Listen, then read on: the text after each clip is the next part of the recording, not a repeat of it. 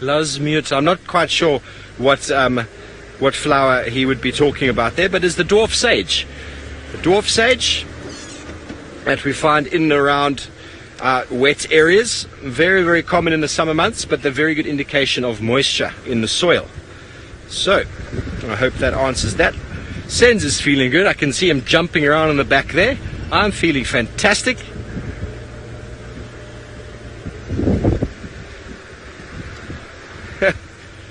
Ooh, Peyote, Joe. Oh, Joe Peyote is a cactus type hallucinogenic. Very different from a little bit of a mood enhancer. If I wanted to do hallucinogenics, I probably wouldn't get back on a car and start driving, let alone look into camera and talk to all of you lovely folks back home. So that just enhanced my mood a bit. But peyote is a very, very spiritual sort of psychedelic that is, I think, indigenous to South America, or sort of Mexico, North America. I remember watching the movie Young Guns with Billy the Kid and all of that, and they did a little bit of peyote and lost their minds for a little bit and saw all sorts of interesting and wonderful things. So no, not peyote. Not today, anyway.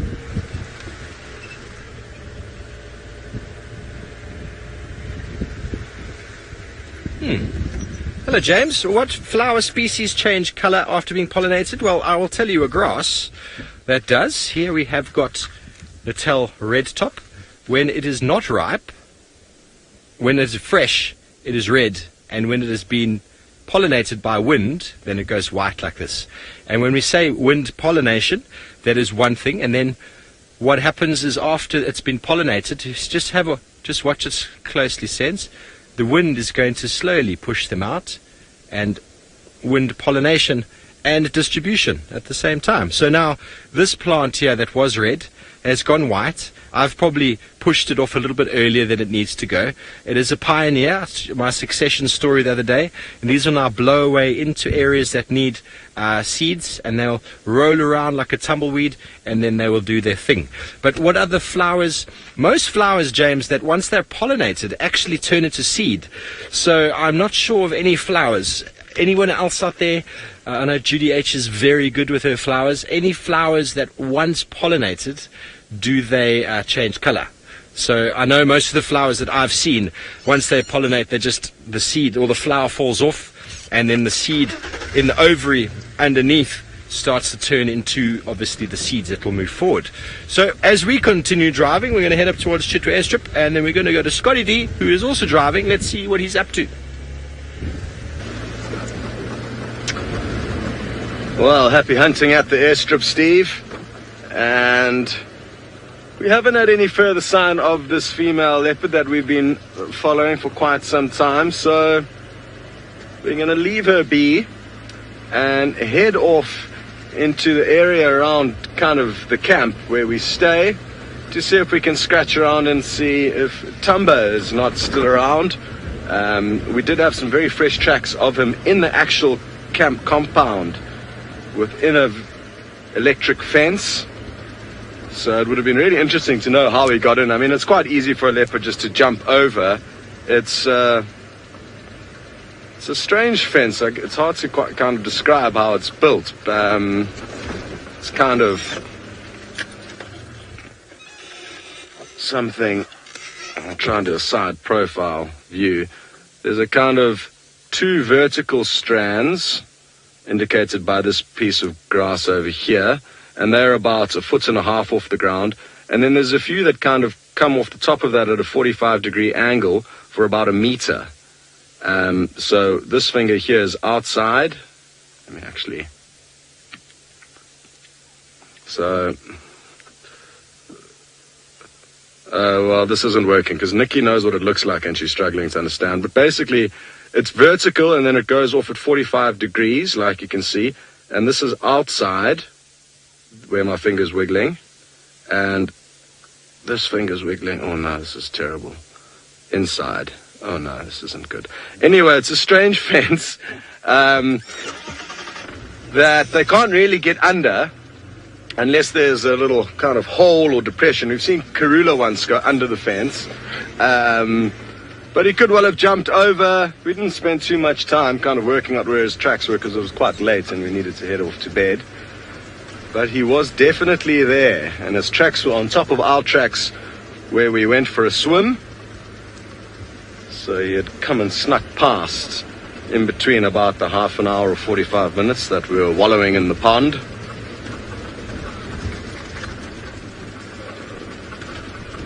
Very good. Well, it seems like Steve is enjoying his birding this morning, and he's found you another one. Always enjoying birding. They always are out doing their thing. And what we have got here is not a very common bird. It's something I do see quite regularly in Djuma, especially on these open areas. We've got a lapwing there, and I wonder, the viewers back home, those of you who are into your birds, if you can help me identify this. I do know which one it is. Nikki has got it correctly already. Well done, Nix. But it is not a very common bird. In my guiding career, the first and only time I saw it before coming to Djuma was in the north of the Kruger Park in Makuleki. And then, see, there's another lapwing in the back of the picture, the blacksmith. So it's not a blacksmith lapwing. It can be confused with another lapwing that is quite common, but it is a bird that we don't often see, and it's regarded as quite nomadic, breeding inter-African migrant, favoring very short open grassland in sort of mixed acacia felt, and they feed almost primarily on termites. They also move into areas that have been burnt and lavish up the crispy fried insects that have been burnt by the fire. And I wonder how many of you out there can identify it. And Joy from Hong Kong was the first, and Nikki has approved because she got it right. Ladies and gentlemen, if you've never spotted this guy before, this is in fact the Senegal lapwing, and I have not seen it elsewhere in the Kruger Park apart from up in Makuleki, specific to an area there, and then here in Djuma. One on quarantine close to our camp, and here we are in this open clearing very close to Chitwa airstrip. So absolutely marvelous that we've got that. I wonder how many of you out there have ticked this bird before on your list. If you have not, add it there. Cold Ocean would like this bird as your pet. Well, Cold Ocean, I'm not sure if I can secure that for you, but they are a monogamous breeder. They might have a couple of chicks, so maybe if we find one abandoned, we can keep a few, but I think that's very unlikely, so I'm terribly sorry, but that would be a marvelous pet. If you have a lot of insects to eat, this is the bird you want in your garden. Okay, so thank you for that. We don't take things from the wild, obviously, folks. These birds are as wild as they can be, and it's marvelous to be able to see them. And the first time I'm showing the viewers out there, so I wonder, please send me through your comments on your bird lists at the moment for Djuma.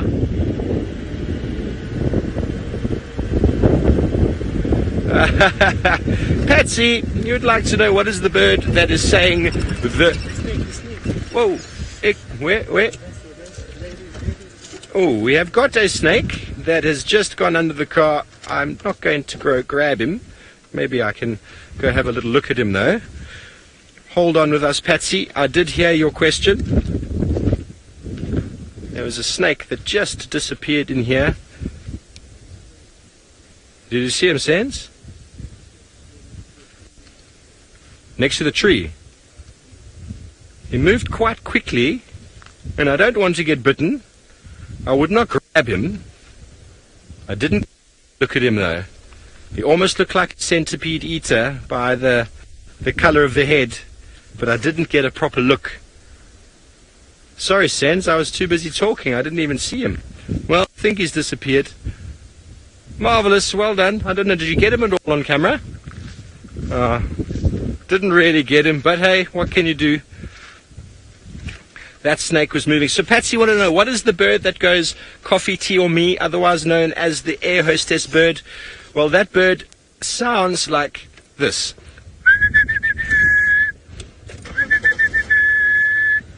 Which I never used to say coffee, tea or me. I always used to say, I want to be free, which sort of stuck more in my head. we've all got to learn birds our own way, and it is in fact the orange-breasted bush shrike. So let me find it for you, because it is a very pretty bird, and one that is very difficult to get on camera, because it is a very camouflaged hidden bird. They are part of a genus which basically stands for, where are you? Orange, no, not you, orange-breasted. Their genus basically stands for ventriloquist. So essentially, let me just turn off and show you here. Come on, no, too many buttons. There we go. Let me get a proper picture of him. Sorry, folks. There we go. Can you see that? Not the greatest colors. There we go. Beautiful, beautiful grey head. Let me go back to the drawing. The drawing can sometimes be a little bit more obvious with the light like this. You see that beautiful, beautiful orange breast and the yellow eyebrow, and the beak is much smaller than that of the grey-headed bushshrike. But let's have a listen and see how accurate my call was. My mouth was a bit dry. Let me do it again. Are you ready? That's the one.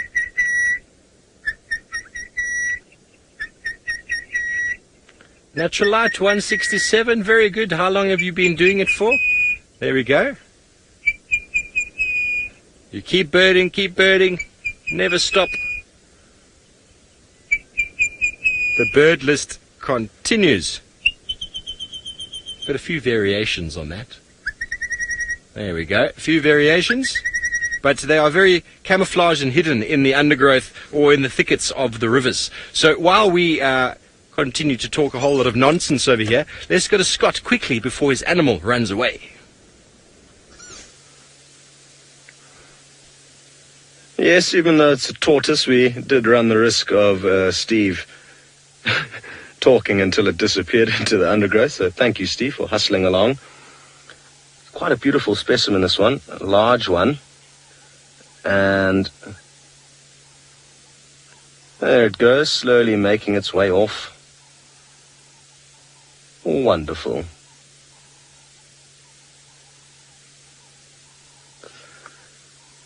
So the orange-breasted bushshrike is a real beauty. Like Steve says, they are quite shy though, so tricky to get on camera. But we do get lucky from time to time. So we're getting into the area where I'm expecting to find some sign of Tamba, a young male leopard. Hopefully we get lucky. Brent gets lucky continuing to follow up on tracks of, and he did also have some alarm calls. The area where he last kind of had her track, so lots of action possibly still to unfold on this morning's drive, and my signal keys going to send you straight to Brent now. Well, we left young Horsana. Unfortunately, those elephants seem to have steamed off somewhere, and there was no sign of Thandi around where we heard the alarm calls, but it was quite a lot earlier. So I'm just, having a little bumble, getting reacquainted with all the spots, seeing what we can find. And I tell you, there we go. One bird I did miss quite a lot in the Mara, which we didn't see many of in the areas of the Mara we were, was hornbills. We obviously saw the cast hornbills, but we didn't see any of the smaller hornbills, the Fonderdekens, the northern red bills, and those. So it is really nice, and there's just so many of them here. And every time you drive past a pile of elephant dung, you can see where they've been scuffing around, digging in it, looking for all bits of food. That guy just jumped out of that pile of elephant dung there. And of course the yellow bills, when you drive past them and they decide to go dot, dot, dot, dot, dot, dot, dot, dot, and behave like idiots.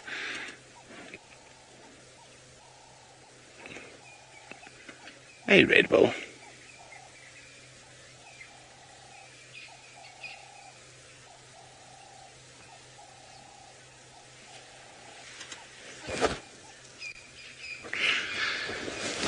Sid is saying, what is the bird that mimics the sound of car alarms in Africa? I'm trying to think, Sid. So what do you think, Craig? Coqui Franklin. No, I say they sound a bit more like rusty bed springs. I'm trying to think. Now, I know different parrot species, once they've heard a car alarm, will mimic the sound of a car alarm. But so African grey parrots, probably the most likely, but that's not something they'll just make out in the wild. They will have had to have heard the car alarm for them to mimic it.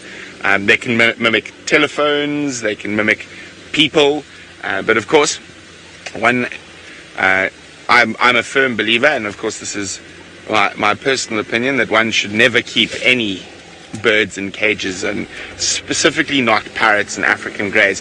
If you've ever been lucky enough to see them in their natural habitat, and you can see a flock of 500-600 African greys, and they're all talking, and they're such social birds, to keep them as a pet is just completely selfish, and that's my opinion. I don't believe anyone should keep any form of wild bird, parakeets, budgies, finches, parrots especially, because they are a lot more intelligent.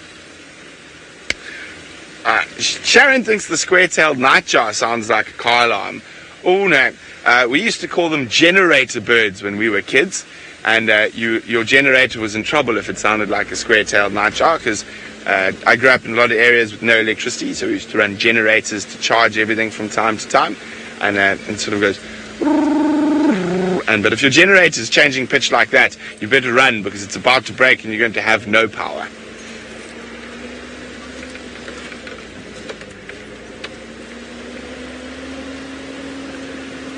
Well, I'm going to keep reacquainting myself with Djuma, and while I do that, let's send you back to Steve, who's got a waterbuck and a warthog.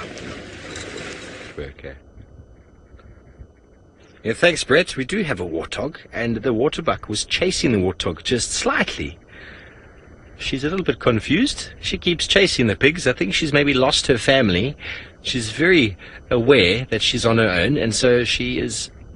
I don't know what she's doing, but she's very alert. And this little family of warthog is busy feeding, and what they're primarily feeding on, especially the youngster, is feeding on the seeds of the grass. If you go right into their sense, you see he's just walking along eating the seeds off the inflorescence of the grasses. It's very, very high in nutrients for this time of year, and is absolutely loving it, whereas the adults are actually feeding a bit lower to the ground, more on probably the leaf material, and maybe even taking in the entire plant itself. They're having a bit of a chew, and they're really, really enjoying this area as well. We're very close to Chitwa airstrip, as I said, and they like the open spaces where they feel a little bit safer. So someone was asking Brent about what bird mimics car alarms, and have any of you heard of the lyrebird from Australia? I believe Sid was asking that, and the lyrebird is actually the most incredible bird, L-Y-R-E bird, and there's wonderful YouTube videos. David Attenborough actually talks a little bit about them, and I'm going to play a few of the calls here. I just copied this down. Let me see if we can play it for you. It's probably not going to see too much, but we can hear it. Play. Hello. He's not playing for some reason. No. Let me just play. Now this is a bird calling. He clears a space in the forest to serve as his concert platform. And a bit of David Attenborough.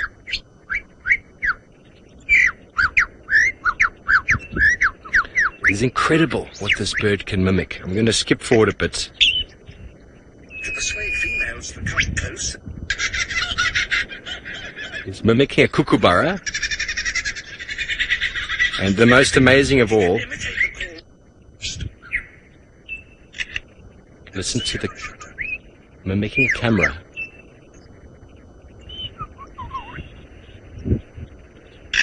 And again. Isn't that incredible? And now a camera with a motor drive.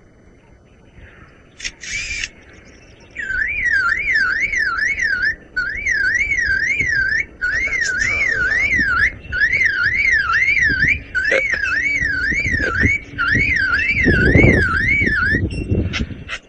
And the last one's going to come now. Listen to this last one, and then I'm going to wrap. Foresters and the chainsaw. I just think that is absolutely incredible that that bird is able to mimic all of those sounds. So the lyrebird, L-Y-R-E, go have a look online. You'll be able to follow up more about that. Someone asked if there are brown-headed parrots. Yes, we do have brown-headed parrots. I think it's Lauren. Lauren, brown-headed parrots we do have, and I've tried to get them on film a number of times, but the problem is that they always just move. They're very cheeky. They like to make a lot of noise, and then after they've made a lot of noise, then they quickly fly away. So every time I ask for a link, actually I'm going to go straight, Sense. Every time I ask for a link, they come, and then they're gone again. So I will get one. My mission is to get you a brown-headed parrot live on Safari Live. To see. So we do have them. And they love seeds. They love fruits from the jackalberry. They love fruits from the terminalia, the silver cluster leaf, as well as the purple pod cluster leaf, which I actually still have not found on a Djuma, the purple pod.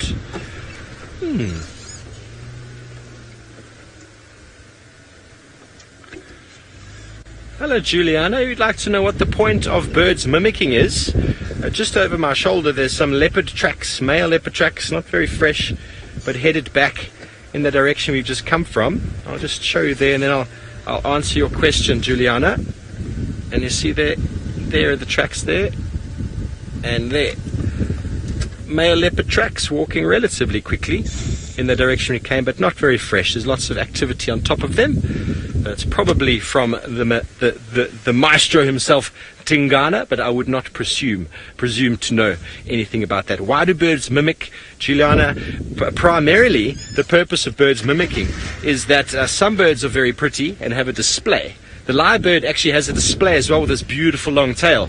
But a lot of birds, and I'll talk about the fork-tailed Drongo now, and also the Sabota lark. They're not the most attractive looking birds, and so they spend a lot of time looking very, very bland and very unattractive. So they need to impress the ladies. So the ladies need to know that this bird, who is very plain looking, has got something about him. So when I went over to Europe, I learned a little bit of Spanish, then I learned a little bit of Italian, a little bit of French, and when I came home, the girls just thought I was the business because I could just talk all these dialects. And so it's the same as with birds mimicking. They'll take this song and they'll elaborate from this bird, from that bird. They'll put all these songs together, and then the bird will be like, "Oh my word, you are so well traveled, sir. You have been around. You are alive so long. You've taken in all these sounds into your bird song, and now you are amazing." So the more elaborate the bird song is, the more attractive it is to the female. So they are able to actually take in things and memorize them and remember them for a very long time, which I think is incredible. What have you got there? Hey, we've got a small raptor here. Sorry, we're going to just come back to you there next. Got a small raptor hanging quite low down in the branches here. It looks to be a Wahlberg's eagle, having a very little chilled spot at the base of the tree there. Hello, Wahlbergs, in a beautiful Balanites, a torchwood, just surveying the landscape before the migration back north.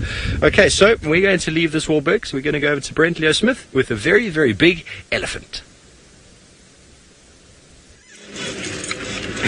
Right, we were with a big elephant. It's disappeared there.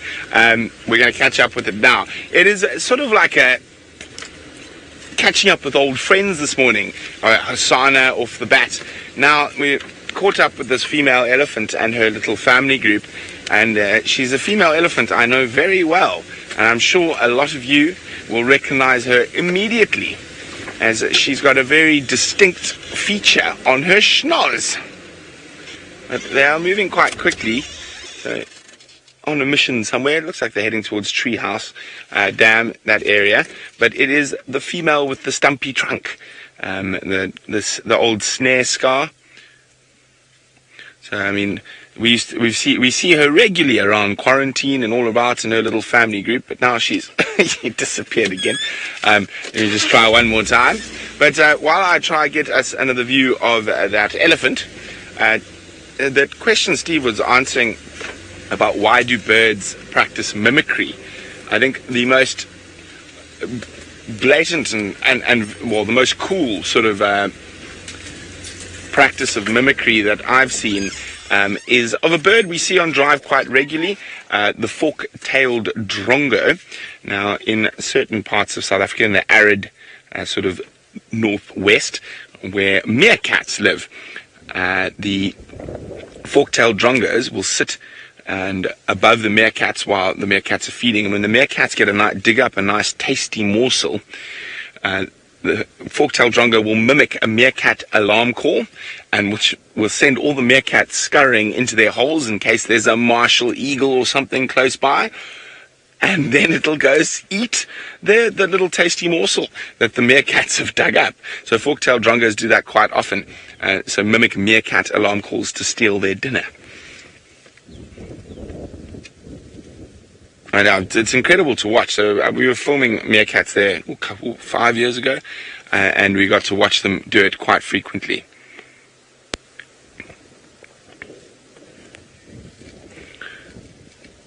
There we go. On a mission, these Ellies this morning.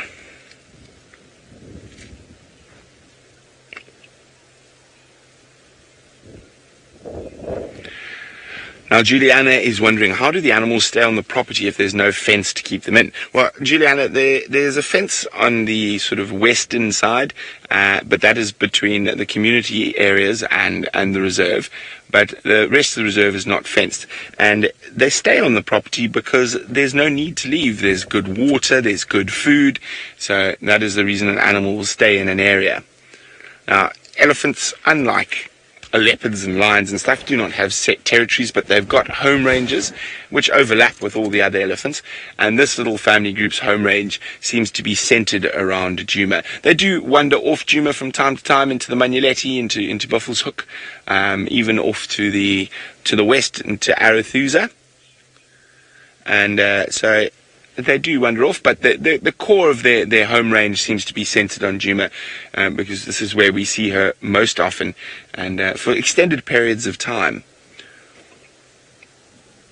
And they're quite spread out, the rest of the herd, at the moment, as they're slowly moving towards Treehouse Waterhole while feeding.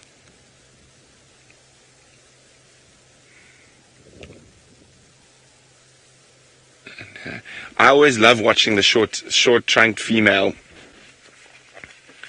and it's so incredible to see how she's adapted to utilize her trunk without those two prehensile tips that the rest of elephants have that make it much easier for them to pick up sticks and break branches and pick up marulas and other fruit. But she's managed to survive and actually adapt to have a very good life with that, which would have been quite a painful and serious injury when she was younger. Joe just says she loves the swishing tail. Yes, it is wonderful. And sometimes you don't realize how big those elephant tails are. I mean, that elephant tail is well over 1 meter long. And so when you always see, you do see elephants from time to time that are sometimes born without tails completely, or have lost their tails to injuries, and they always look a little bit strange, like they're just missing something when you don't see an elephant with a swishing tail. And of course, when you're approaching elephants on foot or in a vehicle, the tail is one of the most important telltale signs to tell the state of mind of an elephant. A calm, swishing tail like that means a nice, relaxed elephant. She's completely calm in our presence. But if it started getting stiff or erect, it is one of the first signs that an elephant is upset.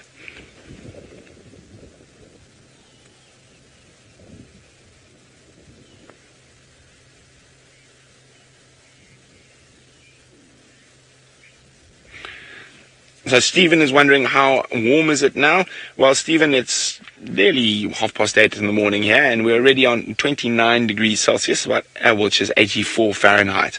So I think if the clouds don't build up too much today, we could be in for a bit of a scorcher. I'm not sure how hot it got yesterday, but it must have got to about 95, 96 Fahrenheit yesterday. It was quite warm, and what made it even more warm is there wasn't much of a breeze yesterday. Whereas today there's a nice breeze. There does look to be some cloud building, so we might be in for some rain, which would be quite good, because a lot of the grass has started to look a little bit burnt, so a little bit dry. We haven't had rain for a few days, so it'll be good for the grasses if we do get a little bit more rain over the weekend. Okay, well, we're going to leave our lovely elephants and see what else is about. See if I can catch up with any more old friends that are meandering around Djuma.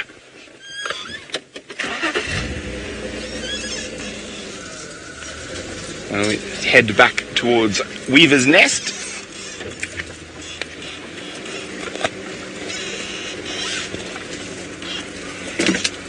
Winter Rain is wondering, do elephants get arthritis? I'm not sure, Winter Rain. I think they do. I think it's possible for most animals to get arthritis, but I'm not sure. And I think out of all the animals that are likely to get something like arthritis, elephants are probably more likely just because of their longevity, and they live for so long. Oh, there's another one of them. Hello, little cheeky. Are you going to shake your head at us? Thinking about it. But I'm not 100% sure, so I'm going to have to go do some homework and get back to you on the sunset safari.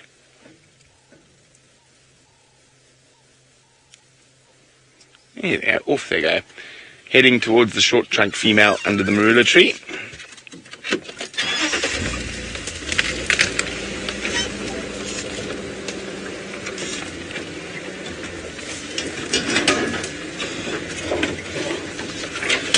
You can see when the sun comes out of the clouds, it gets quite warm.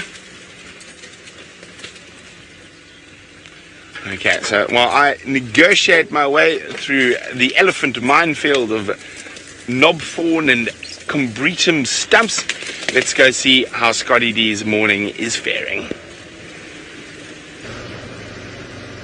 Having a great morning, thanks. Enjoyed the initial kind of tracking session that we had, and now just enjoying cruising about, really. No sign of Tumba yet, though. And we've kind of done a big circle around the entire camp area, and I'm wondering if he's not actually still in the camp. Maybe he made a kill in there. It'd be perfect if he did, because no hyenas really can go through that fence that he managed to get over. So who knows, maybe that's where he is. Okay, there's a harrier hawk flying away. I was hoping. There it goes. Well done, Dave. Okay. So yeah, maybe young Tumba is in the camp still.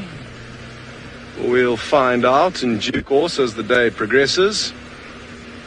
Lisa, you'd like to know if there's a difference between a vulture... All the birds are flying away. There goes a lilac-breasted roller. Yes, there are quite big differences. Buzzards are more are an eagle. So you get lots of different types of eagles. Well, it's not strictly an eagle because it's called a buzzard. But vultures are quite different. Most of your other birds of prey, and that is mainly that they are scavengers and that they've got long necks. So they've got a completely different designed head and neck to most of your birds of prey. Buzzards are more of a typical eagle-like bird, but they don't have feathered legs. So that's one of the characteristics of a buzzard. And all eagles, except for the snake eagles, do have feathered legs. And then, of course, you get falcons and goshawks, and you sometimes get, what's a hybrid, like a African hawk eagle. So there's another example of a hawk and an eagle being combined. It can be quite confusing. But essentially, vultures are very different from birds because they've got that little unfeathered neck and that little ruff. It's like a scarf around the neck. I hope that helps you, Lisa. Our signal's sadly a little bit shaky, so we're going to race you off to Steve. Hello, folks. Sorry about Scott's gremlins there. Probably in quite a bit of a depression there, and the signal just comes and goes. So we are on the other side of Chitwa Dam after doing our very big loop.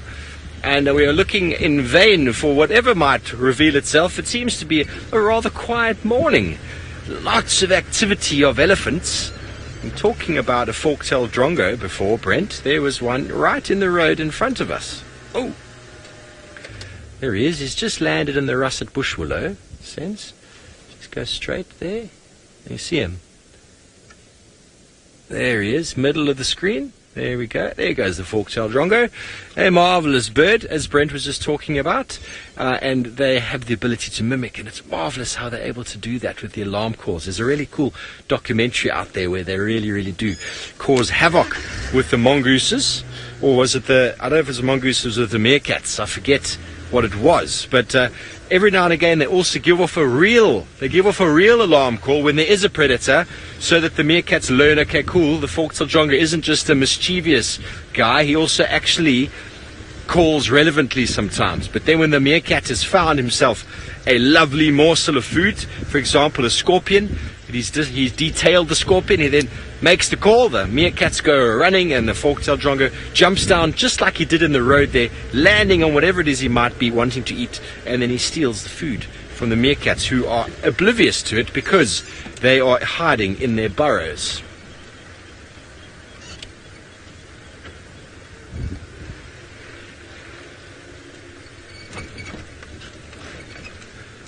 Jess, that's an interesting question. Sorry, hold on there, Senzi. It's a bit bumpy. Jess wants to know if vultures are exclusively scavengers or if they actually hunt for themselves. There are records of the griffins, so the Cape vulture and the whiteback vulture. There are records of them killing, but I've never seen it or heard of it. And apparently I think the leopard face as well has been known to from time to time. But everything about them is a scavenger, and they do have quite strong feet, but I don't think they have the necessary talon power to crush and dismember their prey. So I have never seen it, but there are reports in books of certain vulture species. Let me try to find a gear here, shall I? Of certain vulture species killing, but I've never seen it myself. Senzo would like me to go down this little drainage line, which I think is a good idea. We never know. This is where I had Osana and Tingana that first time on my interview. Let's just get it into low range because it is very sandy up ahead, and we do not want to get stuck. Not with Brent so close by and watching and judging. No doubt, anybody who gets stuck will get lambasted. It will not happen to me anytime soon. So we're just coming up to the other side of Chitwa Dam. And we're going to go back over to Brent himself, who is driving, and see what updates he might have for you. Not much, just really enjoying getting reacquainted with the roads here, and the different areas, seeing how long the grass is, and well, hoping to see whatever we might see. The birds haven't been too awake this morning, and it has been quite hot, so they would have been awake while we were searching for leopards, but you never know what you might see, especially in this area.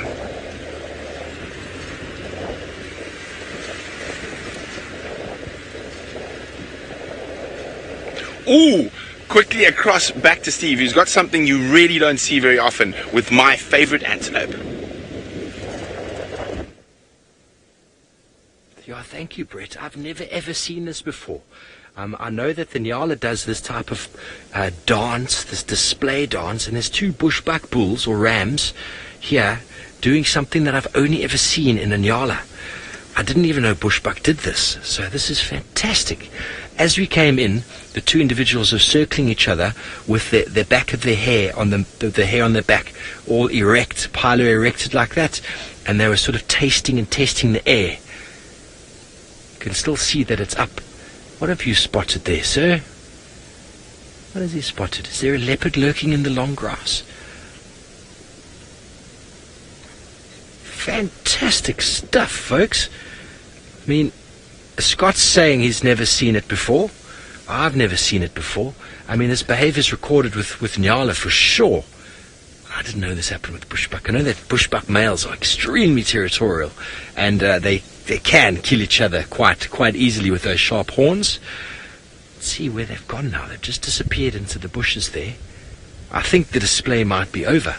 Pretty sad. So what happens with the display, and it's very important to understand these sort of things, and I'm only going to talk from my experience with Nyala, is that the Nyala make themselves look as big as possible, and that Bushbuck almost doubled in size because he erects the hair, he shows his body posture, he shows this elaborate sort of dance as he places his feet left forward, right forward, moving in elaborate show of sort of, look how big I am, and as each male sort of walks past and sizes each other up, one will eventually look and go, okay, you're a little bit bigger than me, I'm going to back down.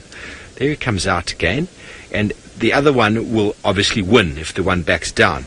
But if they both decide that you are the same size as me, then they will probably compete and actually have a bit of a head-butting show. I've seen it quite often in Nyala, not just the what you call it, the display, but I've actually seen Nyala fight. I've never seen Bushbuck fight or display. Oh, natural light. Fantastic. Your first Bushbuck. That's marvelous. That was a male Bushbuck, and they are quite different in the form of the male Nyala. Easily discerned by the fact the male Nyala's got those white stripes down the side, a bit more chocolatey brown. What have you got, Senzi? Monkey alarm calling, baboon alarm calling to our right. We're going to move on from these Bushbuck. Have a look, one last show at how he's completely disappeared in the vegetation there. As their name implies, Bushbuck, they occur in thick bushes, and they are related to the Nyala and the Kudu, but the smaller variety. Look at that. Got a bit of mange on the fur. You see, it doesn't have the stripes on the side, a couple spots. That very slow, deliberate moving. Really? Nick seems to think or to see that there's an injury underneath his back right leg, and that could have been from them fighting. It's not impossible that he injured himself through a bit of a confrontation. We got just a look at the end of whatever was going on, and it's possible that one of them was the victor and the other the loser, who was moving off with a show of defiance, and they maybe just stopped because of our looking at them. I'm not sure, but that is fantastic stuff to see Bushbuck doing. I'm really going to have to go do some reading up about Bushbuck, because that is a first for me. That is a first for me. I'm glad everyone else is enjoying it. I told Sens, quickly frame that up, never seen this before. And you didn't miss much though, they were just circling each other and you got the end of it. So fantastic. We're going to follow up on whatever the alarm call of the baboon is over there. Let's go have a look, and hopefully we'll find someone by the name of Tingana.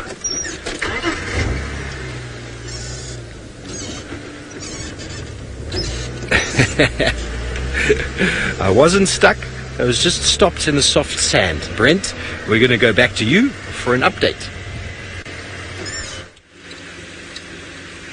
Well, we're coming back down towards camp. I'm just having a quick look, as Scott did a bit earlier, to see if Tumba might have popped out around camp.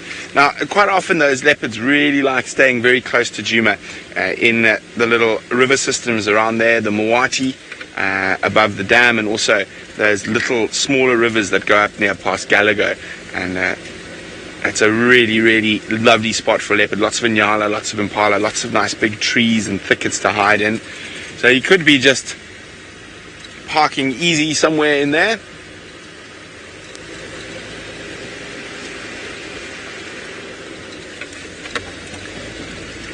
Well, so Steve's having a really interesting sighting of those two Bushbuck males standing off, and it does happen from time to time. I've seen them do it on quite a few occasions, but they tend to be far more prone to violence than Inyala, who will have that standoff for longer. But Bushbuck will actually often really physically go for each other, and with very serious intent.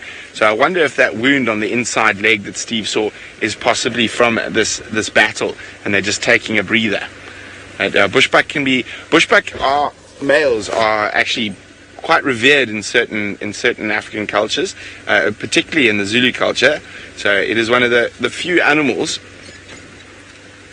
that gets a separate name in Zulu for male and female, and the female's name is Mbabala, the one who is drawn on. Those little spots, and the male's name is an Nkonka, which is a sort of a warrior, and male bushbuck have been known to, especially people hunting traditionally with dogs. A male bushbuck can kill almost all the hunting dogs if cornered. It can chase off leopards if cornered, and there's even reports of them stabbing lions with those very sharp horns. So they're very straight and they're very sharp. And the bushbuck male is said to be in Zulu culture, and they are almost fearless for their size, and they successfully defend themselves against predators quite often. And it mostly comes from the traditional hunting of them. So there's a couple of different ways that Zulu people used to traditionally hunt bushbuck. The most common one in the last 1,000 years or so was dogs, and the fact that the bushbuck would stand being bayed by a pack of dogs and manage to kill the vast majority of that pack. The other way, which was quite similar, is that in especially in the Natal around Melmoth and areas where the Zulu kingdom was based, the sort of capital, you've got it's mostly middle veld, and you've got these rolling grasslands that go into these evergreen forest ravines. And what would happen is a few men would sit at sort of the choke points in these ravines with spears, and then the rest, the ladies and children and whatnot, would start at the head of the ravine, and they would beat and clap and chase the animals down there. And the two animals they were hunting were both particularly dangerous if you're hunting them in that manner, and the bushbuck being one, and the other a bush pig. A bush pig is quite a big animal, and it's got razor sharp tushes, so also very dangerous. And only the bravest of brave Zulu hunters would stand. And of course the Zulu in recent times, sort of in the last, or since Shaka Zulu, in the last couple of 100 years, when they changed from the throwing spears to the stabbing spears, those guys would wait in those choke points, and I mean, can you imagine 150 kilograms of angry pig bearing down on you, and they would actually stab it and then hold on to the spear, because if you let go of the spear, apparently the bush pig can do serious damage. But so that's two of the ways that the Zulus used to traditionally hunt bushbuck and bush pig, but both normally with dogs in the last sort of 500-600 years. Whoopsie. So yeah, so bushbuck have a really, really wonderful reputation, the males in particular, for being incredibly brave and incredibly strong and incredibly skilled fighters. So as a warrior, if you ever called it Nkonka, it's a bushbuck male, a lot of people would think, oh, but it's such a nice little pretty antelope. It was a very big sign of respect.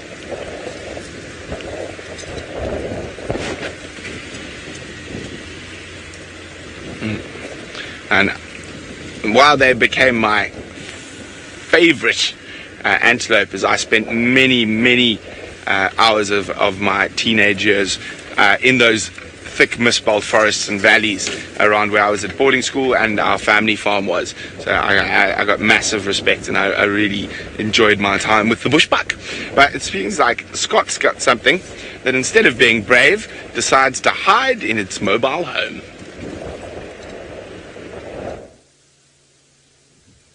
Well, can you believe it? It's just put its head into its shell as you came to us. How crazy is this scene?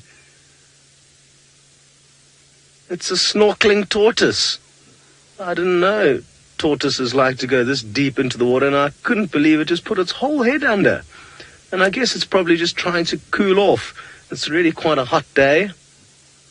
This is so cool. I mean, I usually just kind of have seen them drinking at the water's edge. Oh, got another fright. Absolutely awesome. What next? Are you going to go deeper into the water? He's literally just kind of made his way deeper into the water here.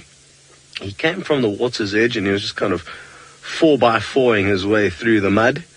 Incredibly powerful animals, even though it's slow power, no speed, but they definitely are strong. They're carrying around that big body and shell. Their legs are very powerful. And they've also got wonderful tread or traction on them, with lots of little kind of bony shield-like bumps on their legs, so they've got very good grip as well.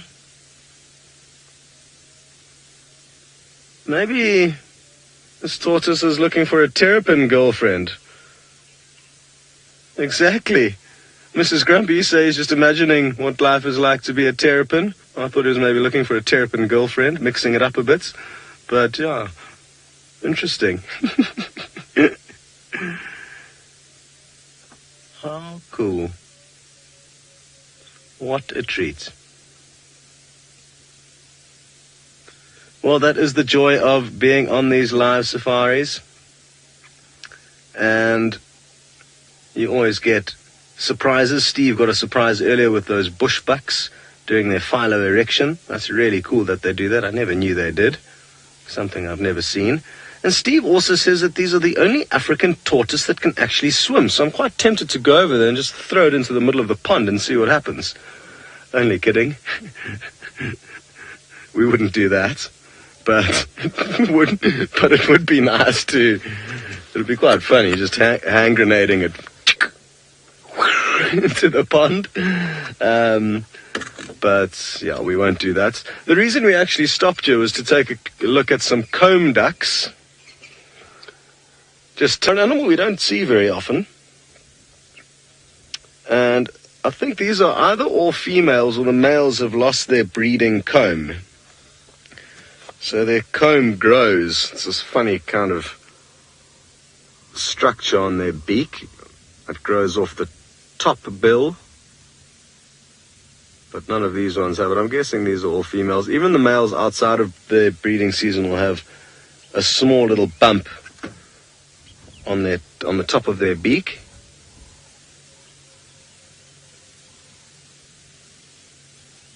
Oh, wonderful. Alrighty, I just dropped something out of the car that I need to lean down and pick up. There we go. So we've just popped into the area where we've, on a number of occasions, seen a sleeping nightjar in the Mulwati riverbed. And we actually found it on the exact same branch that we've seen it on before. But there's a few places where it likes to perch itself in a very similar area. And it's super, super cool because I think every time we drive past it, now that we kind of know where it is, I must just and show all the other presenters because I'm not sure if they know where it is. But I can spread the word. It's going to be a really cool thing to keep tabs on. I almost am certain I saw it years ago. It could be a different one, but I'm almost certain a couple of years ago, if it's the same one. Probably is. To shake, so we need to say.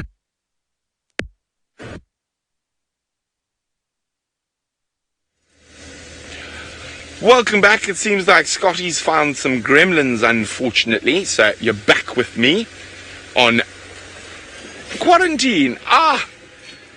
One of some people's least favorite tree. I don't mind them as long as there's enough elephants to keep them in check, but they can become impenetrable walls.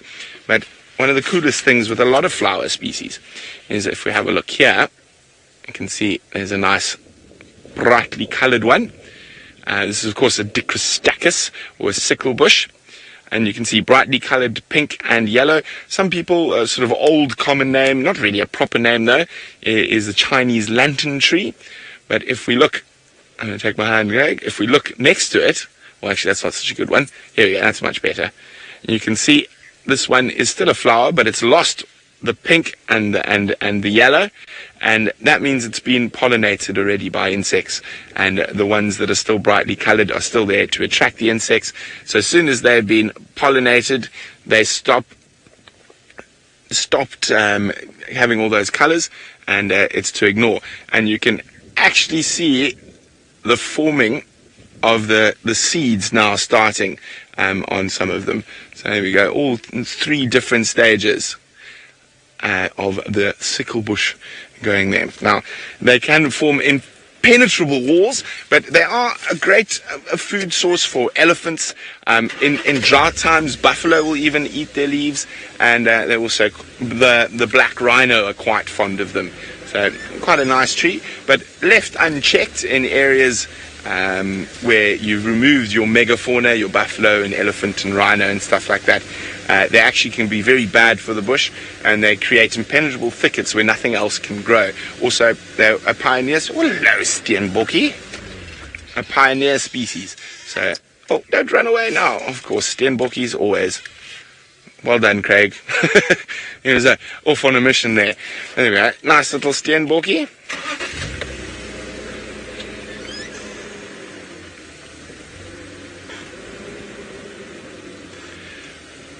Okay, now these are always, even though it's an exotic plant, they're always good to check them, because this is an exotic from India, if I remember correctly, or South America. I can't remember. It's one of the cassias, but you can see certain butterfly larvae species absolutely love it. And one of my favorite butterfly larvae, the African migrant larvae, is often found on them. So they're green and with a little black stripe down the side, down the middle, but they are really, really fascinating, because their skin is actually like sandpaper, and when you touch them, they do this little jump and rub the sandpaper, and it's one of their defensive mechanisms against birds. But I'm not seeing any larvae here. But I'm definitely peanut butter cassia, that's its name, if I remember correctly. Peanut butter cassia, but it is an exotic.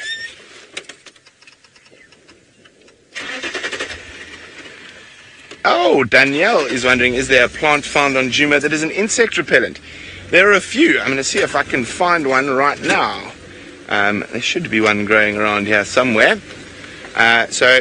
You saw some dwarf sage with Steve earlier today on the drive. That can be used as an insect repellent. Wild basil can be used as an insect repellent. And aniseed, wild aniseed can also be used as an insect repellent. And I'm just trying to think. There are quite a few that can be used as insect repellents. I'm not seeing... I think I saw one there. Was it? I thought I saw...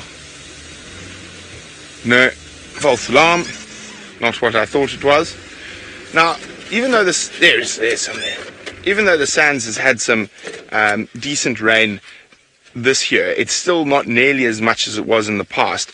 So we're not getting nearly as many wildflowers as we used to. Nice big herd of impala behind me. So, so lovely, fresh. Basil, and it's actually, you can rub it on your skin as an insect repellent, just like this. There you go, keep the biting flies and the mosquitoes away. You can also cook with it. I find wild basil goes very well with lamb, and it also goes very well with chicken. So you can use it fresh, green like this, or you can actually dry it and then use it throughout the rest of the year. It is a wonderful aromatic. It doesn't smell quite the same as normal basil. I'd say it's slightly more tangy, almost more sort of a lemony hint to normal basil. And you can see the leaves don't get nearly as big as a normal basil plant, but still completely safe to eat and quite nice to cook with. Yum yum. Maybe I'll throw some basil on my breakfast. Oh.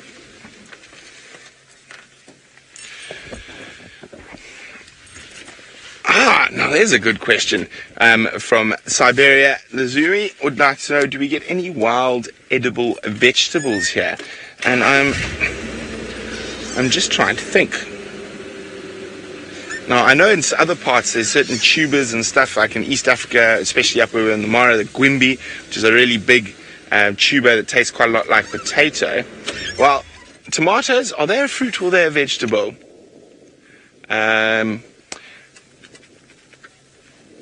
What do you think, Craig? Tomato, fruit or vegetable? I think it's a fruit. Okay, so... Yes, I think it's a fruit. I think it's a fruit. I'm just trying to think.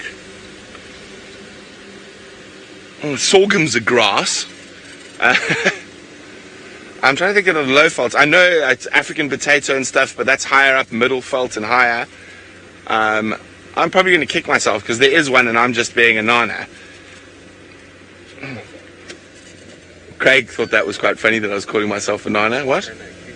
Wild cucumber. It's not really edible though. It's really bitter and not nice tasting. The animals eat it, but we don't really. Wild cucumber will make you quite ill. You can get water from it though. And I'm going to have to ponder that for a bit longer while we ponder if there are any sort of root vegetables that are edible in this part of the world. Let's go across to Steve, see if he's got an idea. Thanks, Brent. I don't know of any root vegetables in this area that are edible offhand at the moment. There are many in Africa. Many. I can't think of any at the moment. Senzi, any root vegetables you know of? Can't think. But one thing I do know is the buffalo thorn, the leaves are a very good substitute for spinach. That's a nice vegetable. But I'm thinking of root vegetables. A lot of the roots or tubers.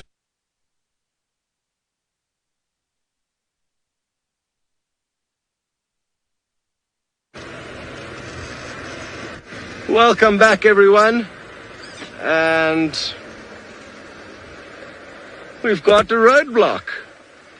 Silver cluster leaf. They appear to be getting absolutely hammered by the elephants over the last few weeks. I'm not too sure why. So here we are. It's come to an end, this morning's safari. Well done to Brent and the warthog that helped him finding Hosanna. And it's been good fun, I think, out here. There's been some interesting movements with the leopards, especially in the southwestern corner that I was working. So it'll be interesting to try and get to the bottom of who these two females were that were moving through this area. There was also tracks of a male. So we've definitely got some work still to do this afternoon. Some pieces of the puzzle are missing. Anyway, thank you so much, everyone, for your contributions, comments, and support. We love it and love having you on safari with us. I'm going to move this tree out of the way for the last few seconds of the safari. Goodbye. Hiya!